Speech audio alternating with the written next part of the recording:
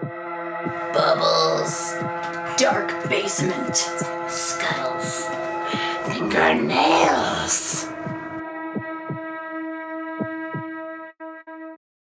Hey witches, welcome to our February Astrology for Witches.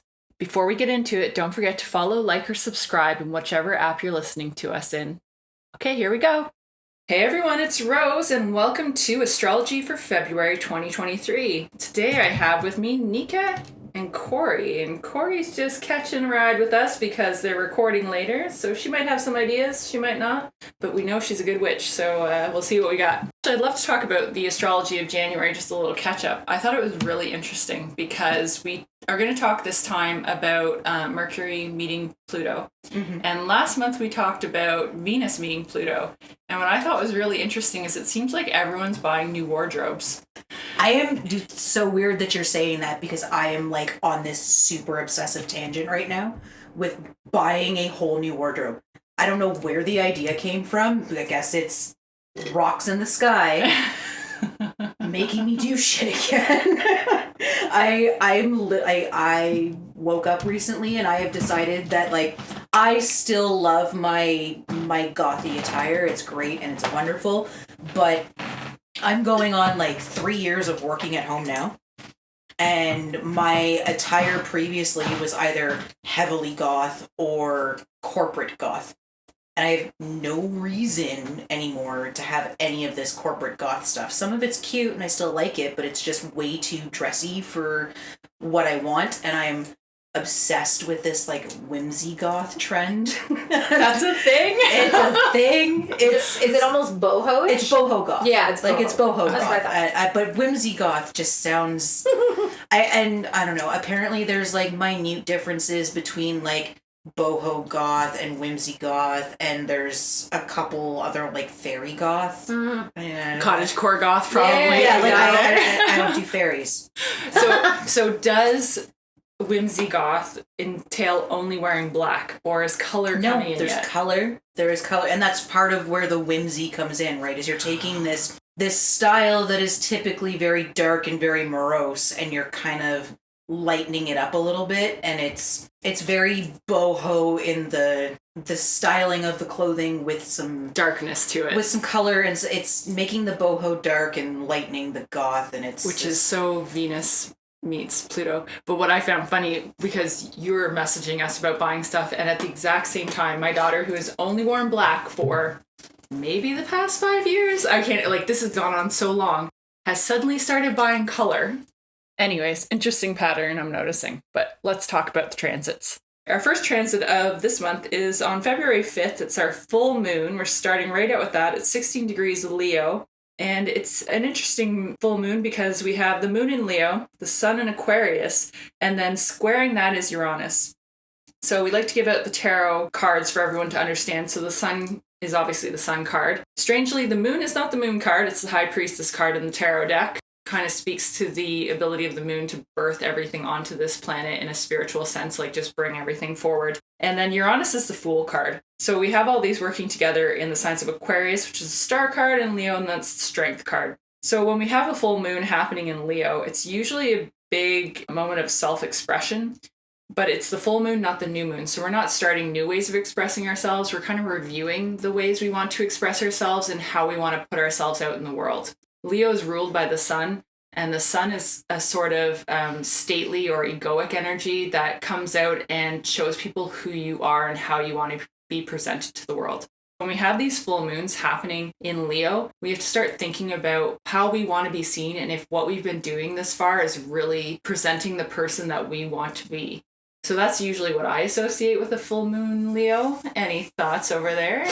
As I'm sitting here like biting my tongue, choking on my laughter, because all I can think is I want to be seen as whimsy goth. Oh, there you go. We got you a full moon for that.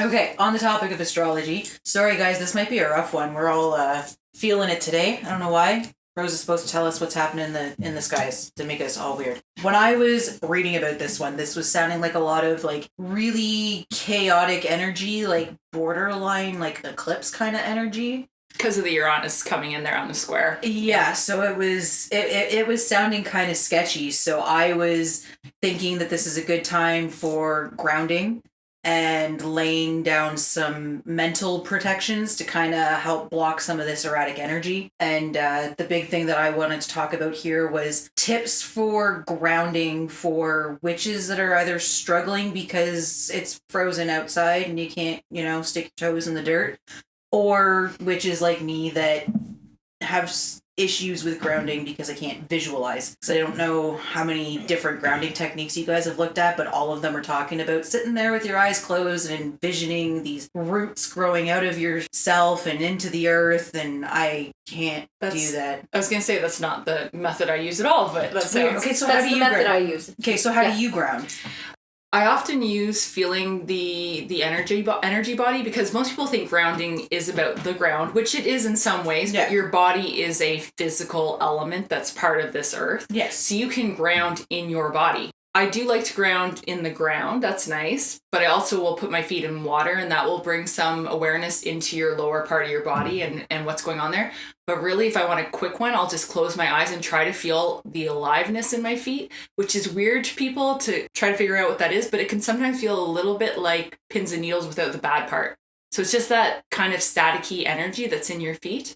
And that'll pull you down, because you don't have to see anything. You don't have to think about anything. It's just trying to be so aware of what your body feels like that you're in it. And that's one thing you could focus on. You can do your breathing, your lungs filling up, stuff like that. That's all going to put you back in your body. But your feet are definitely the area most people go to, or the root, where your bum hits the ground. Yeah, which is where the root visualization usually comes from. Yeah. Like, it's either visualizing the roots coming from your feet or from your seat. Yeah. Depending on if you're sitting or standing, right? Yeah, because your root chakra is right there in the base of your spine, right? So so you can feel aliveness there. Some people will just rub their hands together and close their eyes and feel the aliveness in your hands. That's usually the quickest way to start feeling the aliveness in your hands. If you don't do it usually and you don't really know what that means, is just rub your hands together and kind of hold them apart a little, and you'll feel like See, I do that in spell work to warm up your... Well, it's to raise energy, right? It's, you're building that kinetic energy to kind of... You're making physical energy to turn it into metaphysical energy. Is that the right? You're not sure what your energy is doing, but it's doing good things. Right, energy stuff. For me, grounding is typically like square breathing. So it's the, in for 4, hold for 4, out for 4, hold for 4. That's your square breathing. But I do it with aromatherapy. This is my big thing.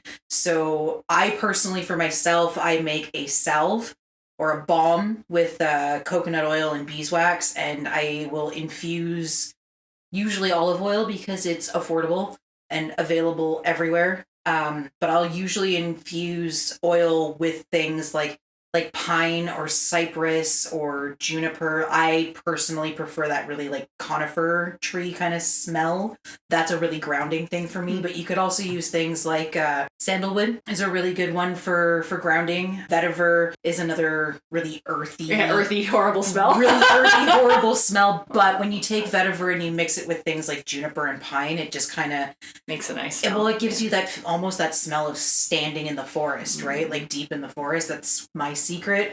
Lavender, chamomile is really soothing, grounding kind of smells too. I have a question. What about musk? If you find that grounding, that would make sense earthy, for right? like an earthy kind of grounding smell. You could totally use musk. That would work too. Yeah, musk is often associated with Saturn, which is the most Earth planet. So, yeah. So that's my thing. But if you don't want to go as far as infusing oils and making a balm or whatever, you can use incense or aura sprays or wax melts, essential oils. Whatever. I find it really interesting that you bring up the breathing exercise, because the mind is associated with Mercury, and that's also associated with air. So usually if you have a racing mind, the breathing exercise helps. But what it does is it takes that mind energy and it puts it inside your body. Yeah. Which is, we talk about grounding as if what's important is that we're in our bodies, but what's so important is that we're out of our heads for 5 minutes, right? Yeah. That's the actual action we're going for. Then just to round it out, my other trick is crystals. Holding grounding crystals like agate, black onyx, carnelian, hematite, obsidian, smoky quartz, tiger's eye. Hold some of those while you're doing your breathing and smelling your aromatherapy, and that's my big thing. I'm going to have to try your feet thing. Try to see if you can feel the aliveness. It I helps with like panic attacks too. I like that that's something that you can do kind of like out on the go, like if you're out in public or whatever and need to do some grounding to kind of pull yourself back in. Where they're looking at you funny because you're like 1, 2, 3, 4, right. 1, 2, 3. Hang on a second, let me dig through my purse and find my balm and rub it on my hands and smell it. And for the people who are not in the mood for grounding, or if you want to ground and then add something on top of that, because of Uranus, which is a planet of change and fast change, and we're looking at a full moon in Leo of self-expression, if you're looking to make some changes in how you present in the world and how people perceive you, now is a great time for doing spells for that. And Nika already pointed out lavender, which is associated with the sun. And if you have a nice gold or yellow candle, that's the stuff you want to add to your spell work to kind of get a little change happening in your life if that's the direction you want to head in. Our next transit is on February 10th. It's Mercury conjunct Pluto at 28 degrees Capricorn. Last time we talked about Venus conjunct Pluto, and Venus is the planet of connection, love, money, presentation, but Mercury, as I said before, is the planet of thinking, communication, interconnection. It often rules nerves. Then we have Pluto, which we talked about last time, is the planet like Hades, taking you down. Usually it involves sort of a reborn again phoenix energy where you go to a dark place, dig in, and come out differently. There's often a sort of like detective, intuitive nature to this where you're discovering deep things about yourself. And when Mercury gets conjunct Pluto, it kind of gives you the ability to use your mind in ways that you might not usually be able to. It also gives your thinking an extra level of power. And because it rules communication, you can also have a better ability at communicating things with people that you want to in a powerful way. I think this would be a great transit for asking for a pay raise. My guess that if you present yourself now, bring forward your case, that people would hear it and be like, yeah, that makes a lot of sense. So that's my first thought. I'll just make sure everyone knows the tarot associations. We have the Magician for Mercury, the Judgment card for Pluto, and Capricorn is the Devil card, but Capricorn's also the sign associated with making changes to structures, which is where I got the idea about doing a spell for asking for a raise or thinking about how you're perceived at your job. That's very Capricornian thing. I'm thinking because Mercury is closely associated with like communications and stuff like that, I was thinking it's a really good time for a communication spell, maybe a little charm bag. And if you use Mercury-based herbs or crystals to it'll boost your spell. So I mean, you do the herbs and the crystals on this day, it'll help. Some suggestions are red clover and dill for calm, balance, grounding, within your conversation. Fennel and lavender are good for communication, connections, and courage. Peppermint is good for awareness and clarity. Marjoram for focus and connections. And then for a crystal, I've got blue aventurine. I was going to say aventurine. I was going to say You're gonna go, okay. Yep. Yes, I have backup this time. Yep. You guys don't get to see this a lot, but we argue about how words are pronounced. 90% of our recordings are me editing out our word differences. So blue aventurine, whatever. It's good for physically cooling your body and regulating your hormones. Psychologically, it fosters patience and calm, and spiritually cultivates lasting peace to help calm and balance emotions, which would be real good in a difficult conversation that you might have to have, or if you're asking for a raise. I just want everyone to get a raise this February. Yeah, man, everybody, great. I think it's life goals. Yeah. Everybody make your money bowls. When you get Mercury with Pluto, it is common to get a lot of nerve issues. So like Nika was saying, any nervines would also be a good to take around now. So skullcap, vervain, motherwort will all help calm you down a little bit. Because all my favorite herbs. Oh, that's your favorite? All of them. I know I shouldn't be suggesting this to people, but it's a good time to get secrets out of people. If you've been wanting to know something that someone's not sharing. And your communication spell might help. Yeah, exactly. Work it all together. Throw in some stuff in for truth. I also put something down about it's a good time for ancestral shadow work specifically. Yeah. To connect with your ancestors via your preferred method and ask them for guidance to incorporate where to incorporate your shadow, where you need to do the work, and how your ancestors affect that. How they're part of it and how they can help with that. If you don't work with your ancestors, I spend some time in meditation focusing on what your shadow is trying to tell you, doing some work around that.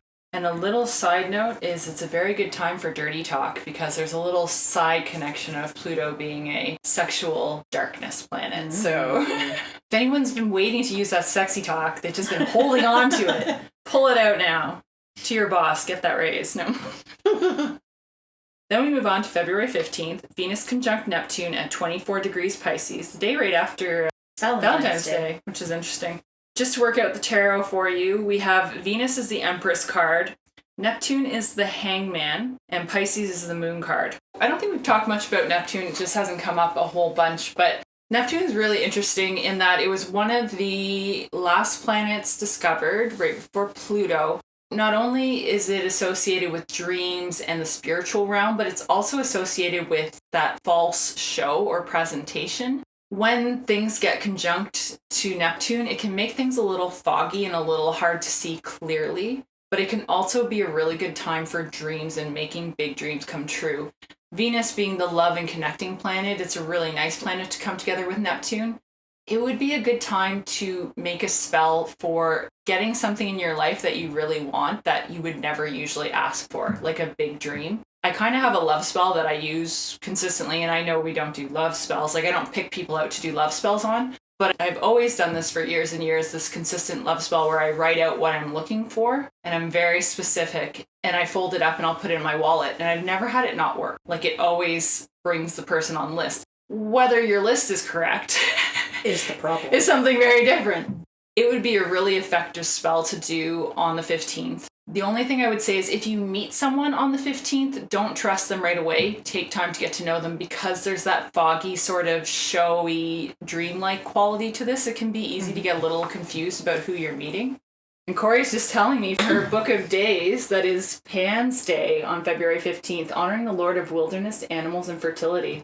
Yeah, it is, and it is a high fertility time too. So yeah, wear your condoms or don't. What's this book? Sorry, it's a calendar of observations. So it has like all of the important days from January all the way down to December, and it highlights specific days of the year that are dedicated to different certain deities and stuff like that. So it was kind of neat that you'd mentioned like Pan's Day. So Pan is your Greek god, wilderness god, but he also plays the flute, which tends to hypnotize and kind of stuff like that. So it really kind of, it's like a Pied Piper thing. It's the right? Pied Piper thing. Kind of, yeah, okay. Absolutely. For those that are curious, we are looking at Grimoire for the Green Witch by Anne Moura, Moura, a complete book of shadows. I have never seen this book, and that's saying something. But you will acquire it eventually, because that's just the way it goes with me. This is a great book. It's got all sorts of references in it. It's a reference book, and I'm always looking for reference books. So, of course, it's got all the tabs in it along the top, because it's very me.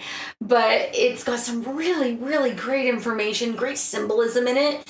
And when it comes to even astrology, there's tons of stuff in there. I'll have to look at it after. Yeah. It's interesting because it's like days dedicated to gods and goddesses. I'm always looking up like what's the significance of this day, and it's like it's donut day. And I'm like, that doesn't mean anything to me. No, not at all. What are your thoughts on the Venus conjunct Neptune transit? I was thinking, since we're talking about dreams, well, those big dreams that you kind of want to come true, and you were talking about how kind of got that Hollywood glamour almost kind of spin to it. Ironically, I'm thinking glamour magic. If you guys are signed up for the newsletter, you're going to get all kinds of glamour magic rants and tips and GreatNorthWitches.com. Yeah, I've got a whole lot of glamour magic this month in our newsletter. I'm thinking this is a really good conjunction for some stereotypical glamour magic, the stuff that drives me crazy because it's overdone in a massive simplification of what glamour magic is. But this is the perfect opportunity for that stuff. I'm thinking like a do-it-yourself face mask with some honey and some yogurt, maybe some apricot kernel or avocado oil, a little bit of rose or geranium essential oils, and mix it all up really good. Put that on your face, let it sit for a bit. All of those things. So like dairy, honey, rose, geranium, apricot, avocado, they all have associations with like Venus and love and or beauty. So I think it would be a very, very powerful thing to kind of draw that attention that you're looking for. Because of the spiritual element of Neptune and the connecting element of Venus, I also feel like it would probably be a good time if you are looking for a deity. Because I find sometimes, especially for new witches, they don't know who they want to connect with yet. Yeah. So if you were going to sit in meditation and ask for someone to come to you, I think this would probably be a time that they'd show up. And the only other thing I want to make sure everyone knows is it can be a bit of a sloppy time because Neptune is so diffuse and so foggy, and Venus is kind of a lackadaisical lie on the couch time. Definitely take your toning herbs, which red raspberry leaf is really good for toning organs, and cardamom is really good, and also are both associated with Venus, so that just coincidentally works out. But I would say from this time of the month until the end of the month, I would be taking those because there's some different placements going on with Neptune, and it can be a little bit of a sloppy time of year. Don't do a lot of drinking unless you like being sloppy, and then do a lot of drinking. The planets support this. Then we have on February 16th, so the very next day, at 27 degrees Aquarius, we have the Sun conjunct Saturn, which I find is such a contrasting energy to this Venus-Neptune sort of dreamy energy. And then we get the Sun and Saturn. And Saturn is our structures and our boundaries, and it's also karmic. It's often associated with the World card. The Sun is the Sun card, and then they're in Aquarius, the Star card. I feel like this energy is very much about, similar to our full moon, where we were trying to figure out how we want to express ourselves. So trying to figure out sort of how we want to structure our lives moving forward. The planets are all kind of working to create a couple themes going on this month, but definitely the figuring out how you want to be out in the world and what direction you're walking in is being supported by the full moon and the Sun-Saturn conjunction. This would be a good time to break some habits if you feel like you're kind of stuck where you are. Start moving towards something that you're really interested in. What do you guys think? I've got a kind of a different take. It's not a super different take. Mine is, it's more of it's a time to remove the boundaries and the limitations that are preventing you from having the confidence that you need to move forward with those goals and those changes that you want to make in your life, right? See, I'm trying to say not tear things down all the time because I got called out last time. So like, no, we're building now. We aren't tearing anything down anymore. See, for me, like, you start talking about Saturn and I'm like, yeah, man, road opener, blockbusters, like, that's where my brain goes with it. Know how accurate that is. It's just what I think. The sun is shining a light on your limitations, so it does make sense to bring some awareness to them. I mean, what else are you doing with your limitations if not revising? Exactly. I mean, if you're going to shine a big old light on the things that are blocking my path, I'm going to find a way around them. I mean, you might just be speaking to your personality at this point. Maybe. You can relate to that, right, Corey? I just let it all out. It's Corey fine. just goes through everything. Exactly. True. She just smashes through. Have you ever done a road opener? I don't know what that. No. Yeah. No. It's when things are stopping you, so you do a spell to make them stop stopping you. Nonsense. You just bulldoze through it head first. You don't stop. You just keep going. All right. I love me a good road opener. They're some of my favorite spells and some of the things that I do most often. I think for this particular conjunction, I'm thinking things that have some correspondences with the sun and or Saturn and fire and earth elements, because I think this is where you're going to pull some big strength in there, because the sun is obviously a fire element. Saturn is a heavy earth element. I'm personally thinking a candle spell with crystals around it. So using the candle spell to charge your crystals, the candles kind of releasing and burning all of those obstacles that are in your way, and you're pulling all that good energy into those crystals that you can carry with you. For dressing your candle, I'm thinking nettle for confidence and to remove limitations, dragon's blood to remove obstacles and confidence. Basically, everything I'm going to talk about is about removing obstacles or limitations and confidence. Sage, yarrow, and for crystals, carnelian is my favorite here. It's got associations with both Sun and Saturn. And it is a really, really, really great crystal for enforcing change in your life. I like hematite as well because it's got ties to Aquarius and Saturn, which is relevant here. And it's really good for protection. And it's also really good for removing limitations, boundaries, and helping to boost your confidence. And then I've got bloodstone, obsidian, and tiger's eye. I love it. When I think about the challenges of Saturn, right? Saturn being the limits or the boundaries. The easiest way to work through Saturn, because most people get weighed down by the karma of Saturn, is to become your own authority, which is literally kind of what you're talking about, is removing the roadblocks and deciding what your life is going to be. So taking back your Saturn. Something to consider, Saturn rules the bones and the sun can be quite warming, so it can be a bit of a time for arthritis flare-ups. Just a little side thing for our arthritic witches. Is that a type of witch? It might be. A little turmeric and a little devil's claw, and it's a good time to take in calcium because your body will really absorb it if you're working on your bone strength. Just a little health information on the side. I love the medical astrology stuff. I can't help it. I'm sorry. It makes Throw it in there. It's so good. happy. No, it's good. Then we get February 20th. Our last transit is the new moon at 1 degree Pisces. And as we've said before, the first degree is always super strong. Pisces, which we talked about, is related to Neptune in the way. So in modern astrology, we gave the newer planets new rulership. So we associate Neptune with Pisces. Historically, it was related to Jupiter, which related to the expansiveness and the spiritual side of it. Neptune, as we said, is a little bit drunker. It's having a little bit better time, but it's definitely a spiritual planet. I just think as humans, we have a hard time sometimes accessing the spiritual element of Neptune. And sometimes we flip-flop that over into addiction. A lot of times, if we can't handle things, instead of going towards a spiritual answer, we'll go towards the addictive answer. And that's where Neptune kind of hits that balance. Pisces can have a lot of that. Pisces associated with the moon, so that's that whole addictive, kind of under the cover nature of things that we don't always see from the surface. When we get a Pisces new moon, we're looking at our dreamy, imaginative, unpredictable selves. It's a good time to focus on dream work. I'm sure you're going to talk about dream work too. Oh, yes. Yeah. Besides doing spells like we were talking about earlier in the month for doing big dreams, achieving things that you never thought you would, this is a great time to start those spells as well. If you are into any sort of divination or want to start any new form of divination, this is the time you're really going to get it intuitively connected compared to how it is usually if you're not an intuitive person. I have a whole, not a rant, but a whole spiel about this one in particular, because we're talking 1 degrees Pisces for a new moon on a Monday, which is the moon's day. Yeah. And if you take all of that and you pair that with the planetary hour of the moon on that day. Pisces is the tarot moon card. Right? I mean, Pisces is the tarot moon card. And then you add some herbs and or crystals or whatever that are associated with the moon. Like, you are talking about some next level kind of spell work here. Like, this is gonna pack a really big punch. And you don't even have to do all of those. Like, it's all there for you. It's all there for you. I mean, and this is what advanced spellcraft is, right? Beginner spellcraft is grabbing some herbs that might have some correspondences with this and throwing them in a bag, and that's your beginner spell work. Advanced spell work is doing that same spell, but layering all those additional things on top of it for that added magical punch.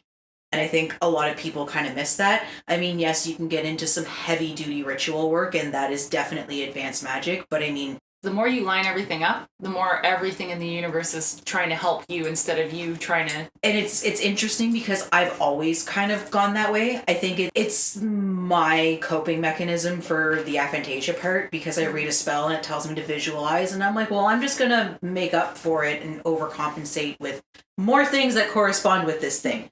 So I'm going to do the candle spell with the charm bag on this day and this moon phase at this time, and I'm going to throw as much as I can that's going to work with this spell at it, because I can't sit and imagine a picture in my head. That's my coping mechanism. It's just kind of how I've always done it, right? I do have dream work as the spell work for this. It fits. It's perfect. I'm thinking about a charm bag to slide under your pillow to induce prophetic dreaming. So I've got things like things that are tied to both the moon and Pisces. I've got willow for dreams and intuition, jasmine for dreams and psychic ability, or moonstone for divination, intuition, psychic ability, etc. Other things that are tied to Pisces that might help with your charm bag is catnip and lavender to both bring sleep and to bring dreams. I've got anise for psychic ability, sandalwood to activate divinations within dreams, and then for crystals, amethyst and fluorite. Yeah, those would all be good. I think we're going to talk about it in our next roundtable, but I think it's also good to consider some psychic protection during this time if you tend to have really loose psychic boundaries where things come in easily. it's a good time to get haunted.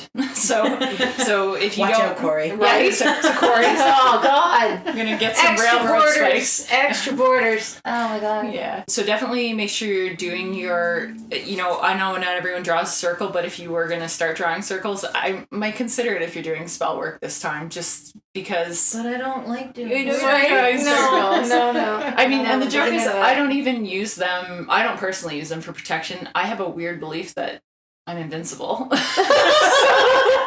So I don't need those for, I think we've talked about it before. I draw my circles to pull all the elements in so I can manifest with all the elements. Like, Yeah. it's like a summoning more than a force field shield over my. And this is where I tend to I just tend to put it all in my spell. Yeah. I mean, I will, have herbs or crystals for my earth element, and I've always got some sort of fire going. Like I'm an air element, but I like fire. I really like setting things on fire and burning them. I don't know how much I personally tend to associate the oils that I use in my spell work to be my water because it's liquid of some sort. I don't think that's probably right, but my brain likes it and that's what counts. I mean, the word volatile oil inspires fire in my mind. I don't know. But I mean, that's what I do is, I try to, again, layer it and throw everything in there, and I like to have a big soup bowl of ingredients. You like to relive your childhood experience of Man, making throw a- everything in the pot. Eventually something's gonna click and work. Well, I mean, and you guys manifest, so it does. It's also a good time for past life regression-y stuff, which I don't do. I don't know how if much you believe. I know it's like I a don't big know. debate topic. I mean, I love the idea. Especially when I was growing up, I loved the idea. Everyone loves the idea of finding out you're special somehow. Like, I'm Cleopatra. I was just gonna say, I Right? was Cleopatra. We were all Cleopatra, obviously, in our past life. But as Poor I get Cleopatra. older, I have a harder time with the concept. So, See, I don't know. it's funny because when it really comes down to it, I am not 100% sure about what I believe. What happens after we die? Like, is it the end? Is there a heaven or an other world or whatever? Like, I don't know. I mean, and that's just kind of been that's the atheist in me and the agnostic in me just being like, I don't fucking know. Like, So you're I not just doing don't. past life regressions for No, this? no. I don't know, man. I don't know. Not you. I don't think I can get on that one. I can't say that I've ever tried it. Again, love the idea of the past life, and a part of me wants to believe that that's not the end, that where souls are recycled, but I'm kind of reborn again. I think I like that idea, and a lot of people believe that they've been here or been to other worlds at some point. So I mean, it's interesting, and I think it would be kind of fun. I don't know if I would hold, my current life to, as a candle against my last one, but it would be interesting to I think hear. my challenge is that there's no way to prove it. I don't know what to do with it. Like, I don't Right. know where to take that information. And do I buy a new outfit? Is it, do I get business cards? I used to be Cleopatra. Well- Ask me how. So that's our transits for the month. It looks like a lot of spiritual stuff, a lot of Neptune Pisces energy, and a little bit of karma and structure. And don't forget to apply for that raise. And sign up for the newsletter. Yes, greatnorthwitches.com. Also, follow, and subscribe on whatever you're listening to us on. Bubbles. Dark basement. Scuttles. Fingernails.